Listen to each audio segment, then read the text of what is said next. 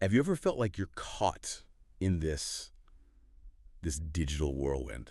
That relentless pull to be, visible, generate content, constantly engage across, well, everything, Instagram, TikTok, LinkedIn, YouTube, X, Threads. It's enough to make even the most seasoned entrepreneur feel like they're just endlessly chasing an algorithm, isn't it? For anyone trying to build a brand or grow a business online, this isn't just some minor annoyance. It's a genuine source of overwhelm. So this deep dive, it's really our mission to cut through all that noise, separate the signal from the static and give you genuinely clear, actionable insights, stuff that goes beyond the usual advice. Oh, completely. And that feeling, that sense of being stretched thin, it's more than just valid. It's the actual lived reality for so many small business owners. I mean, you're not just a content creator, right? You're the Mm. CEO, the operations manager, customer service lead, probably still handling payroll too. The idea that you somehow have 8 hours a day to be a full-time influencer, crafting perfect content for 6 different platforms, it's unrealistic. Our own look into recent industry reports really confirms this digital exhaustion. It's a huge growing challenge, especially for solo entrepreneurs and micro businesses. The overwhelm isn't just real, it's economically significant. Leads to burnout, missed opportunities. Absolutely, yeah. And that's precisely why the core good news we're going to unpack today. News we've gleaned directly from, well, some fascinating analysis of the latest digital engagement reports. Is going to be such a breath of fresh air. It's a powerful shift in thinking. You don't need to be everywhere. In fact, trying to be everywhere, often counterproductive based on what we're seeing. You truly only need the right one or two platforms used with precision for your specific business. It's about strategic focus, not just exhaustive presence. And what's really fascinating here, something people often overlook, is that chasing that widespread presence, it often just dilutes your impact. Our analysis, particularly of one report on SMEs, showed that micro businesses focusing on just one primary platform for their main content, they saw a staggering 40% higher lead conversion rate compared to those trying the broad multi-platform thing. It's not just about doing less. The report called it focused authority.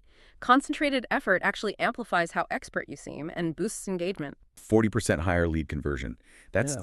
wow. That's not just a marginal gain. That's potentially transformative for a small business. So, okay, what does this all mean for you listening right now?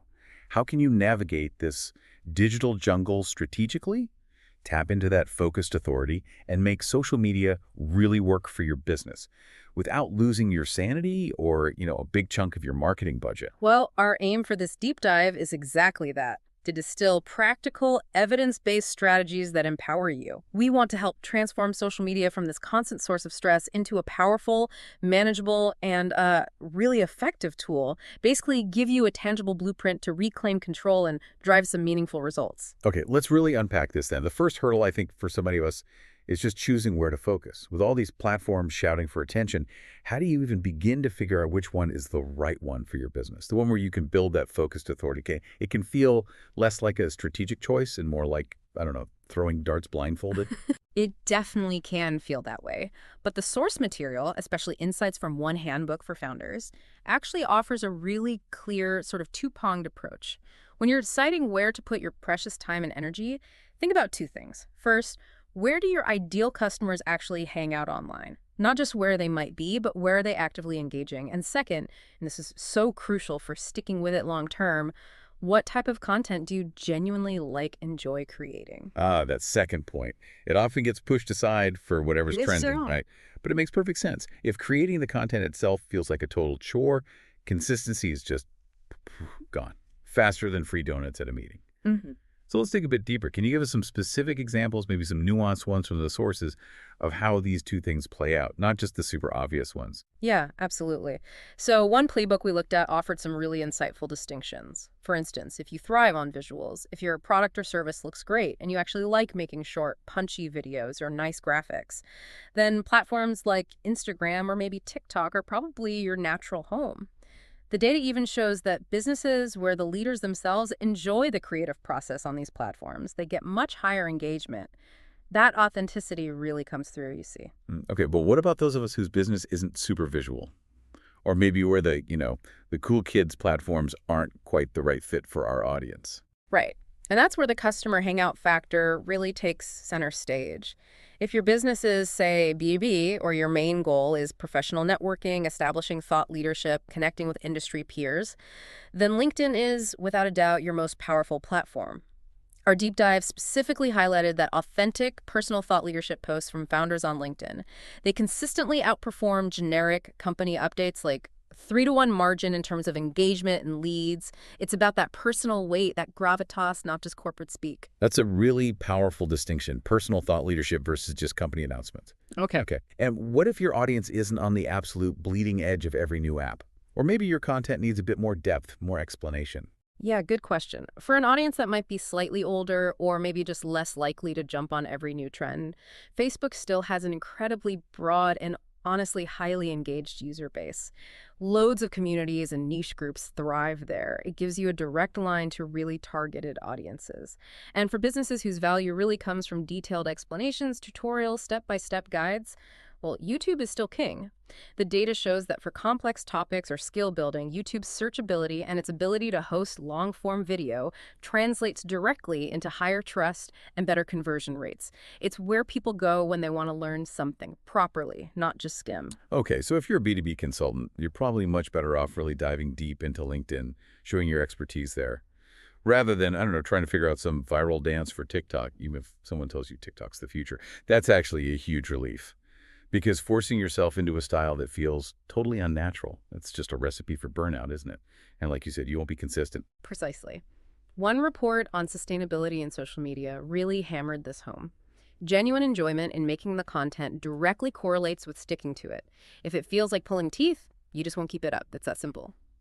So, pick the platform that fits your natural creative style and, crucially, where your actual customers are actively looking for solutions and engaging. That focused authority idea means a strong, consistent presence on one or two right platforms will always beat a scattered, half-hearted effort across loads of them. Otherwise, yeah, you're just shouting into an echo chamber that your customers aren't even in. Okay, here's where it gets really interesting for me because it challenges another belief that just seems so ingrained, especially for entrepreneurs. It's this idea that you absolutely must post every single day, maybe even multiple times a day, to stay relevant, to beat the algorithm. I think a lot of us operate under that constant pressure, right? Feeling like if you miss a day, your whole online presence will just evaporate. And that, our sources are incredibly clear on this, that is a pervasive and often really damaging myth, especially for small businesses. Yes. Oh my gosh. Say it louder for my sanity. And for everyone listening who's scrambling for content ideas at 11 p.m., you absolutely do not have to post every day. So what did the deep dive actually reveal about, like, the best frequency? Seriously, the data from one study on SME social media effectiveness is pretty compelling. 2 or 3 really solid high-value posts a week, or even just one fantastic reel that genuinely teaches something or entertains. That is exponentially more effective than just spamming out 7 random low-effort posts that nobody really engages with. The algorithms, contrary to popular belief, they actually prioritize engagement and value, not just sheer volume. Posting just for the sake of posting often leads to lower reach because, well, the posts don't resonate. I think we get caught up comparing ourselves, don't we, to the huge brands, the ones with entire content departments. We see them posting constantly and just assume, okay, I guess that's what I need to do too. Exactly, and that's just a false comparison. Big brands, they operate with enormous resources, highly segmented strategies. They might publish daily, sure, but that daily content is often hyper-targeted, different messages for different audiences, different stages of the funnel. But you, as a small business owner, you're often one person, maybe a tiny team. Your focus has got to be on quality, strategic intent, and sustainable consistency, not just hitting some impossible volume target. That efficacy study showed that for businesses with fewer than 5 employees, posting just 2-3 times a week consistently actually achieved significantly higher engagement rates per post. That led to better overall performance than those trying to keep up daily updates. It's like you want to be a sniper, precise and effective, not just firing a machine gun wildly. That is such a crucial point. And think about your own behavior online, right? Do you genuinely engage with every single post from someone who's just constantly spamming your feed? Probably not. You likely just scroll right past, maybe even hit mute if it gets too much. So quality over quantity isn't just like a nice idea, it's a real strategy. It respects your audience's time, it respects your own energy, and ultimately it fosters that genuine connection. And that genuine connection, the kind you build through valuable, intentional content, that's what truly builds loyalty and drives long-term business growth, not just noise. Okay, this next strategy is It's one of my favorite efficiency hacks, honestly, and our deep dive showed just how powerful it can be for saving serious time and really amplifying the effort you're already putting in. It's all about the art of strategic repurposing. Think of it like getting multiple meals out of one really well-prepared ingredient. Repurposing, or what some of our sources called content atomization. It is an absolute game changer. The concept is elegant, really simple. Create one strong foundational piece of content, then strategically adapt it into multiple formats for different platforms, different audiences.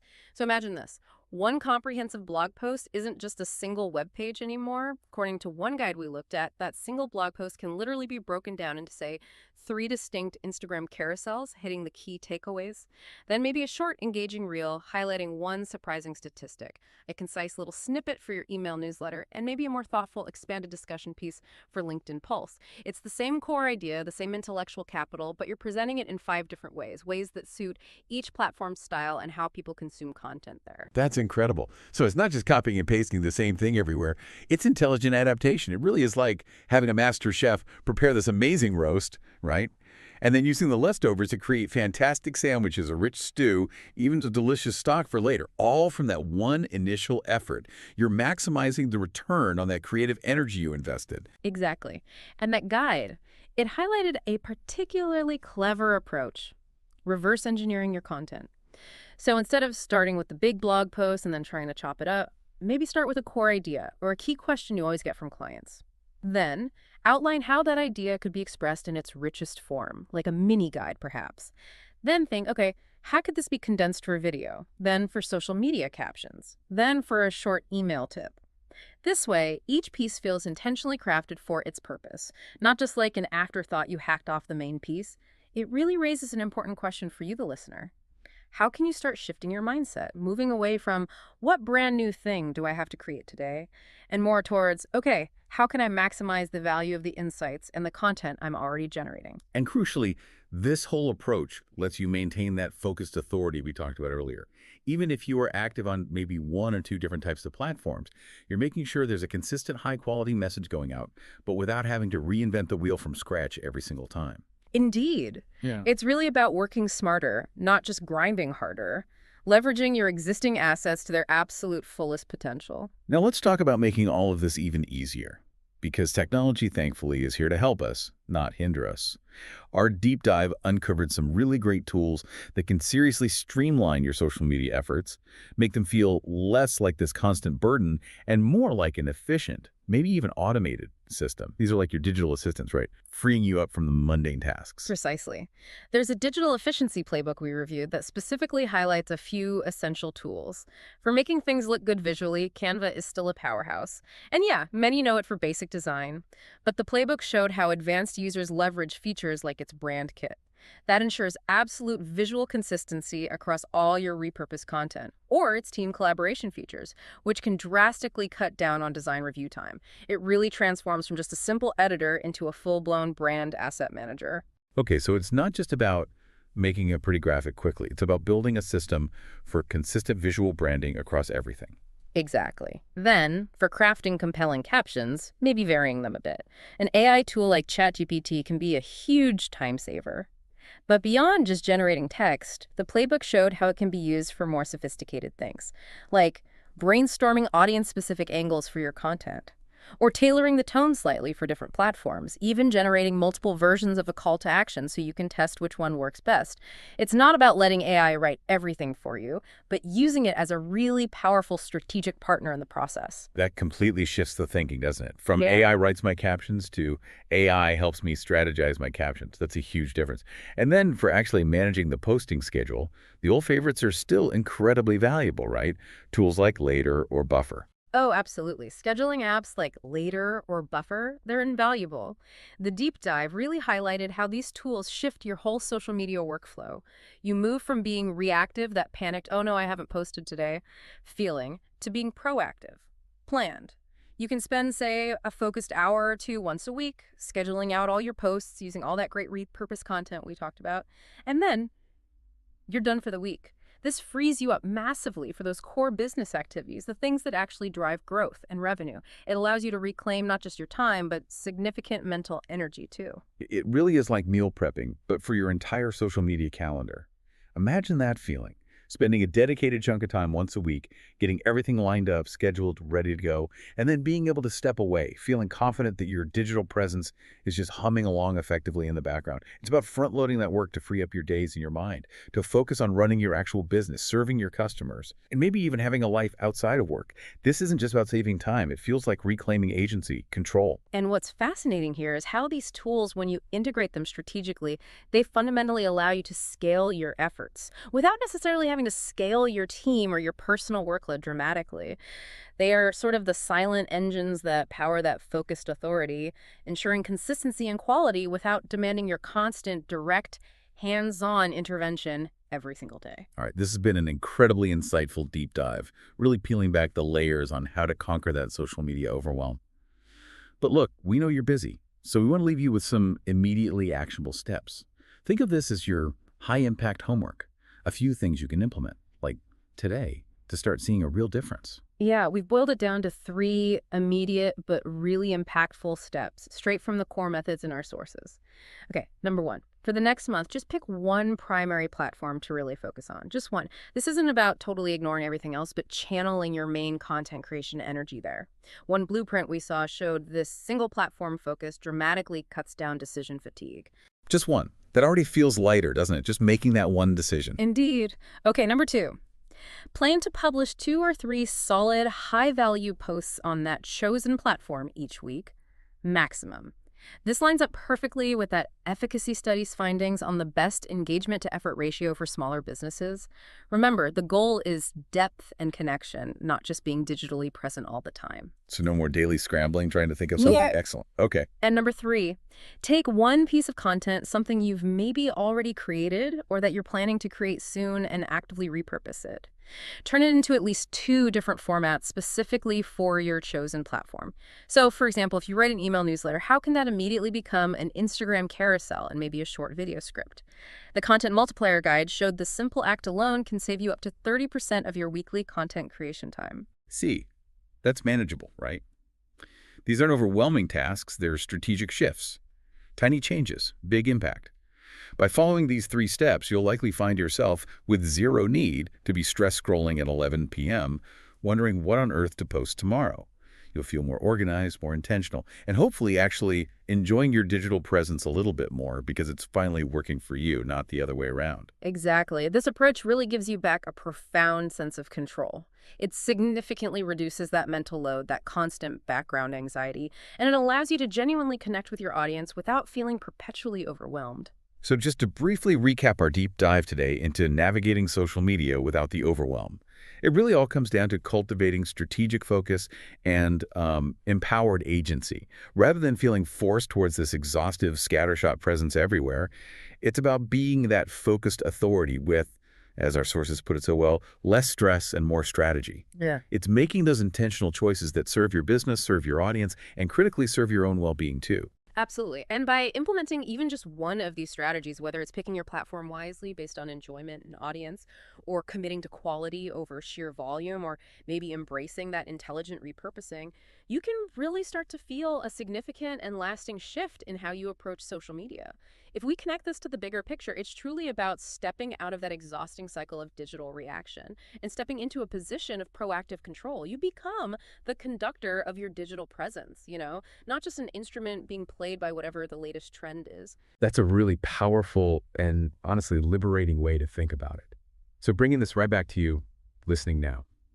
How might these core principles, this idea of focused effort, quality over quantity, smart repurposing, how might they resonate beyond just your social media strategy? Where else, maybe in your business or even just in your daily life, could you apply this exact same mindset to gain back some precious time, reduce that constant feeling of overwhelm, and really amplify the impact of the efforts you're already making?